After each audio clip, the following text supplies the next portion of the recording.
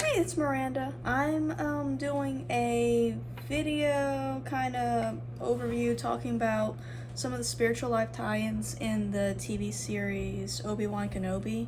It's on Disney Plus. It was released in 2022. I've been wanting to do a paper video, something kind of looking at that pretty much since it came out. 3 years ago, remember when I first watched this series, I saw, especially in Kenobi in the series, like, Dark Knight stuff jumping out at me, like John of the Cross and all. So I'm going to be kind of giving an overview of what the series goes over, some other, like, spiritual life tie-ins, and then mainly focusing on Kenobi. This series, just a little bit of background that led me to this video. When I saw it, because I saw so much tie-ins with the Dark Knight in Kenobi's own journey throughout the series. It's like 6 episodes. I actually went and researched to try and figure out if the writers or anybody like kind of leading the show was Catholic. The director and the immediate writer, like the one who's officially down, his name's Joby Harold. Nothing comes up at all for their religion, so I have no clue. But the writer Joby Harold based this series off of what was supposed to be a Kenobi movie that was written by Stuart, I'm gonna butcher this name, Beatty, something like that. Beattie. I can't find an official thing saying what religion he is, but he has been interviewed by a couple different Catholic like news outlets, and he's like apparently done some directing for different stuff like media for churches. So my guess is either he's possibly Catholic, he's from Australia. I know there's a lot of Catholics in Australia.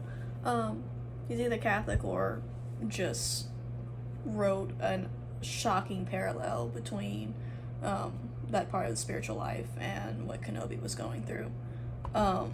Be very curious to find out if he is Catholic or like Anglican anything that might know about that.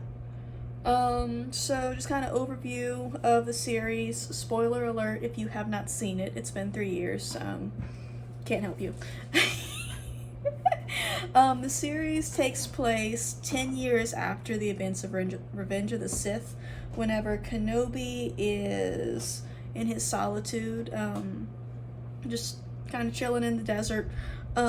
He's hiding out on Tatooine, trying to kind of like look out for Luke and wants to be there for him, but Owen keeps shooing him off because Owen doesn't want him to have anything to do with the Jedi or anything like his father, because, well, we know how his father turned out, Darth Vader. Kenobi, he's like clearly majorly depressed and despairing of his past life as a Jedi and what happened to Anakin, Luke's father. He thinks that Anakin is dead. Anakin, Darth Vader, whichever one he would call him. He believed he died on Mustafar, like physically, not just how he says, oh, your father's dead. No, he thinks he's actually gone. He doesn't realize that Anakin Vader lived. He's been so far in hiding. He didn't get the memo that his old Padawan was terrorizing the whole galaxy. Just missed that for a decade. Let's see. So he gets there's another young Jedi, younger than him, who was hiding out on Tatooine, and Inquisitors are the ones who like hunt Jedi. They came and they found him, and he got away, and he had apparently like got wind that Obi-Wan was around and went out to the desert to find him, looking for help, because they're after him, and he thinks like we have to go fight the war and defeat the Empire. Instead he's met met with a defeated Kenobi who will not even admit who he is. He keeps asking, like, Obi Wan, and he's just insisting that his name is Ben. Will not acknowledge his past life. He's asked to help.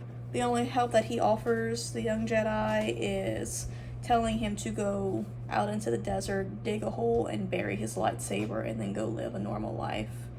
And Jedi, little kid, he just asks him, like, what happened to you? You were a great Jedi. And Kenobi just replies, the time of the Jedi's over. Like, he's not gonna be that anymore because they lost. He's just fallen into a pit of despair. That's going on Tatooine, and then we get also at the beginning glimpse of Princess Leia's life. She's 10 like Luke. On Alderaan. She's a handful. That's an understatement. She's constantly trying to sneak off into the woods around their home to play and watch. She likes to watch the starships enter and leave the system. She wants nothing to do with princess life and is constantly griping to her mom. Doesn't want to have anything to do with all this Senate and princess stuff that she's surrounded by. One of the times she got in trouble and she slipped out to try and avoid going apologize to her cousin, and she got kidnapped, and so her mother and father, Bail Organa, they contact Obi-Wan because they were old buddies from the war, looking for help to try and find her because they can't turn to anyone because they also can't admit that she's the daughter of Vader. No, he can't know that. So it's like a really, really tricky mission. No one knows how important she is. And Obi-Wan argues and argues, doesn't want to, but finally gives in because he realizes that no one else can do it. Let's see. Yeah, kidnapping the princess Leia. It was actually a trap set by an inquisitor named Reva to lure Obi-Wan out of hiding, so that way she could capture him for Darth Vader, because Darth Vader's been hunting the galaxy for a decade trying to find him to get revenge on him for all the pain that he caused him on Mustafar. Let's see. And trying to escape capture. Once Obi-Wan finds Leia, they're trying to escape capture, and they find a group of people who call themselves the Path. They've been working since the fall of the Republic to help the Jedi and the other refugees because of the Empire's bloodthirst to escape its clutches. This is kind of like the beginnings of the rebellion. Before it was called that, they were just trying to get people to let them escape from the Empire. Let's see, Reva tracks them to where they're hiding with people from the Path, corners Kenobi and a ton of refugees in their hideout. It was kind of like a cave system sort of thing, like dugout in it. Giant complex, but it was kind of like built into the caves. So they're cornered there.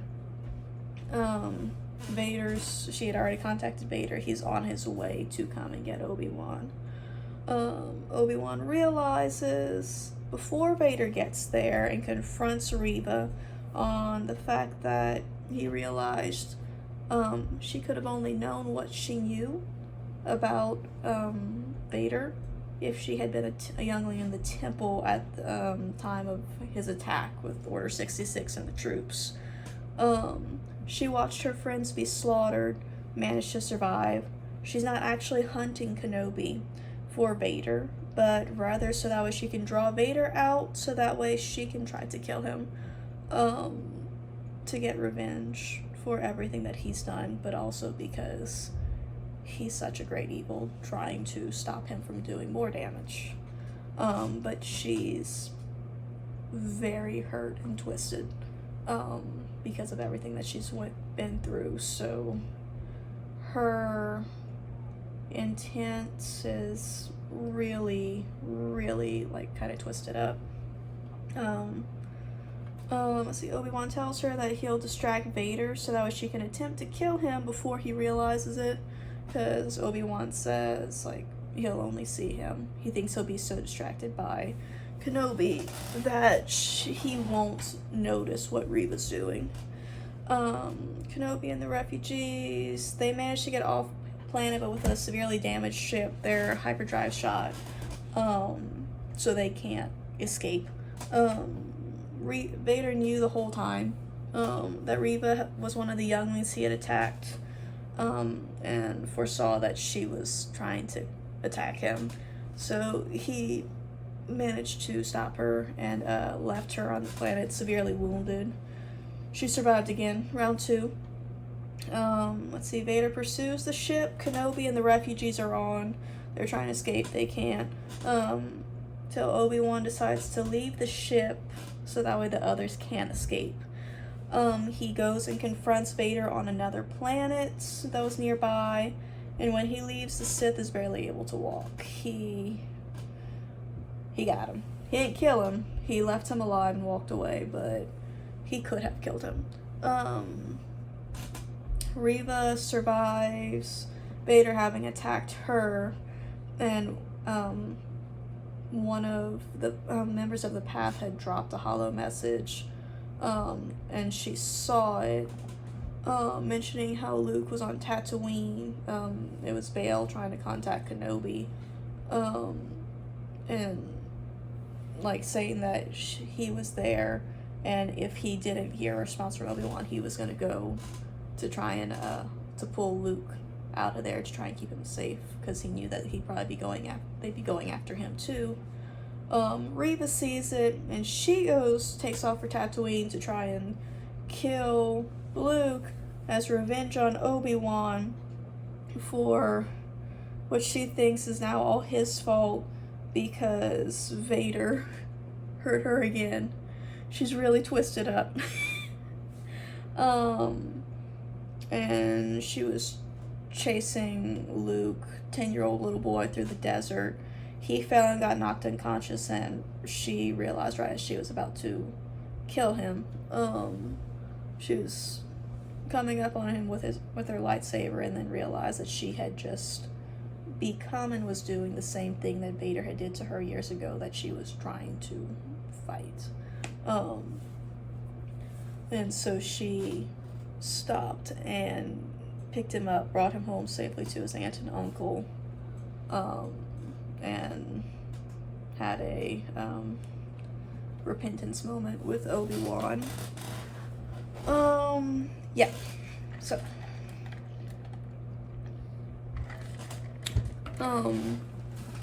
that's kind of overview. Six stories in 10 minutes, 6 episodes in 10 minutes. Spiritual life reflections from that. Just briefly, Reva, we see Turn the Other Cheek.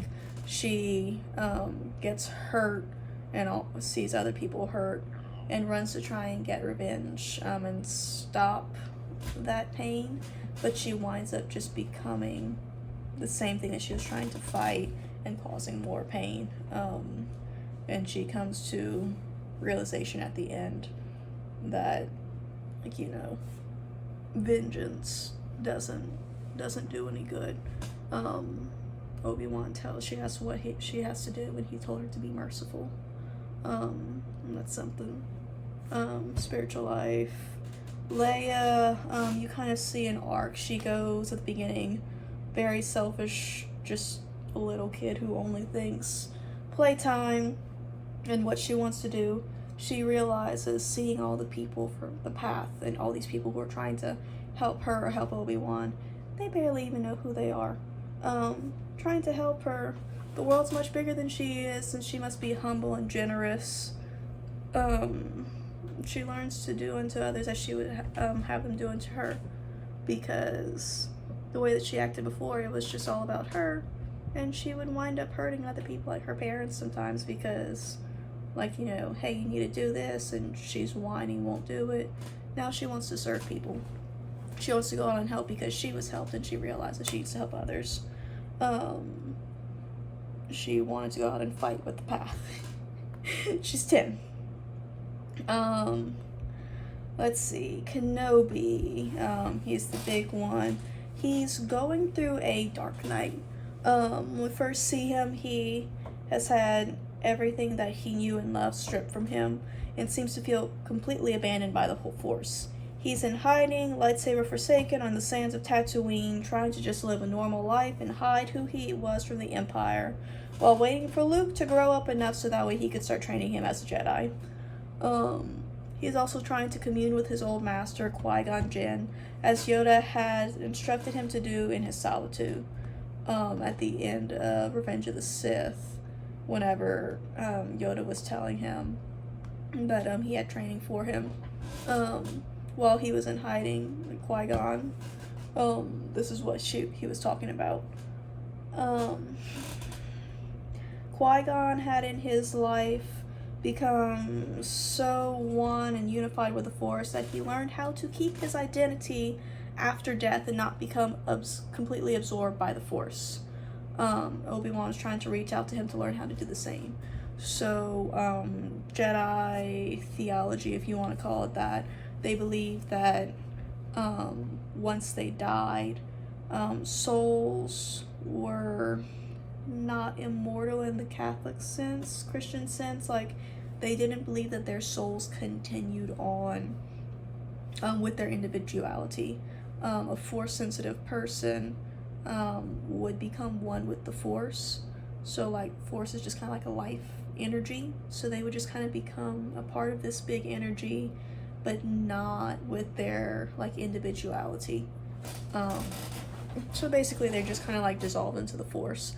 Qui-Gon became so one with the Force that he learned how to keep his individuality, like his soul.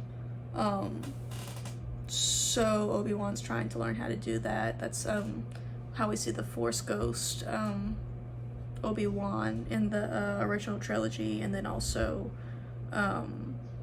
in the re-edited version of Return of the Jedi. We see at the end Yoda and Anakin and Kenobi, they're Force ghosts. It's because they learned how to do that. I'm thinking about that. I don't know how that tracks with Anakin, but with Obi-Wan and Yoda it does. That's a question for Mr. Lucas. Let's see. Yeah. He keeps calling out to Qui-Gon, trying to reach him, like verbally calling out, Master, Master. No answer. The union that he seeks, though, the reason I'm talking about this, it can be likened to the passive night of the spirit as spoken of by St. John of the Cross. The passive night of the spirit, to enter it, one must be purged of attachment from sensory things, which that's what he lost everything. Obi-Wan's already done because that's something Jedi are taught that from the time with their younglings in the temple, but also they lost everything in the purge, Order 66 and all. Nothing to enter the passive night. You have to leave oneself behind. That's what he still struggles with. He can't find peace with what has happened to Anakin and the rise of the Empire. He's still too caught up in himself to be able to leave himself behind. It's what he has to be purged from. When he's called out of hiding to go rescue child Princess Leia, Kenobi finds much suffering, both mental and physical. He did not know that Anakin Vader had survived on Mustafar and is in shock and greatly grieves when Reva mentions that Vader is hunting for him. Kenobi clearly feels completely abandoned by the Force and Luck and is bordering on despair. We saw the other Jedi that they lost and to give up being a Jedi. Everything to him seems hopeless and empty. Vader gets a hold of him, and tortures him, attempting to burn him to death with fire like he was burned by the lava on Mustafar 10 years previous. He finds much physical and mental hardship. Aside from that, along the way, that was just kind of the biggest things. The big difference between the active and passive knights of the spirit are that in the active knight, the soul themselves are doing the work, trying to pursue God, while the passive knight is all God working in the soul to pull them further into communion with him. Kenobi's in the active knight. Throughout the series, he suffers fighting to try and deepen his relationship with the Force and find his master, but so far as he can tell, he's unable to do so. So he's in an active knight. He suffers greatly physically and mentally, realizing that Vader didn't die. Has been hunting for him for a decade without his knowledge. Yeah, he's rescued by his friends after he was tortured, healed as much as he would allow them to before he took off again. Let's see. Kenobi keeps going in everything because Jedi cannot turn away from those in need. He just feels compelled to go and try and aid Leia and anybody in need that he can help. He knows that pursuing the good to be the right thing to do. The soul in the night keeps going because they know, in the active night, they keep going because they know that continuing to pursue God is the good and the right thing to do. So they're both going forward, Kenobi and someone in the active night, because they know it's the right thing to do, even though you're it's called a dark night for a reason. You feel like you can't see anything spiritually, and it can be very suffocating, like spiritually suffocating and painful, because you feel like God's not there, and so you're just moving forward blindly. That's how Kenobi's going forward in his relationship with the Force. Let's see, at the end of the series, Kenobi finally sees Qui-Gon. Qui-Gon's ghost pops up. Qui-Gon pops up. His old master laughs that he's been waiting for Obi-Wan. Obi-Wan has finally reached the level of perfection and openness that he can be taught by his master the mysteries of the Force, needed to continue his soul's life after he eventually dies. This is similar to the highest state of union in the spiritual life this side of heaven, the passive night of the spirit. I say this side of heaven, so John of the Cross and Teresa of Avila both broke down the spiritual life, different terminologies, and their sections of it didn't quite line up, but overall is the same.